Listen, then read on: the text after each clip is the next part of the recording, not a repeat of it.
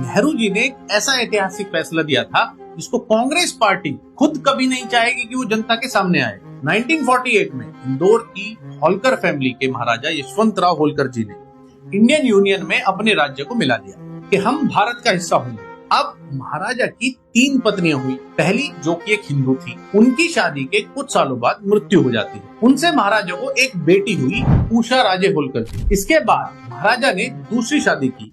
वो एक विदेशी महिला थी, लेकिन वो शादी नहीं चली और उनका तलाक हो गया। दूसरी बीवी से कोई बच्चा नहीं हुआ। अब महाराजा ने तीसरी शादी की, वो भी एक विदेशी महिला थी, उनका नाम था यूफीमिया वॉट। उनसे एक बेटा पैदा हुआ, रिचर्ड होलकर उसका नाम रखा गया और महाराजा यशवंतराव होलकर ने अपना उत्तराधिकारी रिचर्ड होलकर को चुना। तो 1950 में भारत सरकार ने इस फैसले को एक तरफा नकार दिया और प्रधानमंत्री जवाहरलाल नेहरू ने बाकायदा रिटन में अपने सिग्नेचर के साथ एक स्टेटमेंट रिलीज की कि विदेशी महिला से जन्मा हुआ बच्चा भारत में कभी भी किसी भी तरह से सत्ता का उत्तराधिकारी नहीं बन सकता। इसके पीछे लॉजिक था कि जो विदेशी जीन्स उस बच्चे में है, उसकी माँ की तरफ से वो शायद कभी भी भारत के लिए पूर्णतः वफादार नहीं रह पाएंगे, इसलिए उसे महाराजा के बाद राजा नहीं बनाया जाए। ये पूरा रिटन में पर्सनली नेहरू जी ने इंटरवीन कर इस मैटर को रिजॉल्व कराया था और महाराजा यशवंतराव होलकर जी की असली उत्तराधिकारी उनकी बेटी उषा राजे होलकर जी को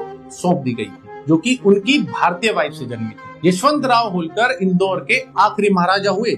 लेगेसी खत्म हो गई उनके बाद, पर फैसला नहीं बदला गया। किसी विदेशी को उत्तराधिकारी नहीं बनाया गया। अगर आज नेहरू जी जिंदा होते तो वो कदाचित ना तो कभी सोनिया जी को सत्ता सौंपते और फिर राहुल और प्रियंका जी का तो सवाल ही नहीं उठता, जो कि दोनों एक विदेशी महिला के बच्चे हैं। मेरी सरकार से विनती है कि भारत की इंटीग्रिटी को ध्यान में रखते हुए नेहरू जी के फैसले को बेस बनाकर इसको एक कानून भी बनाया जाए। जय हिंद।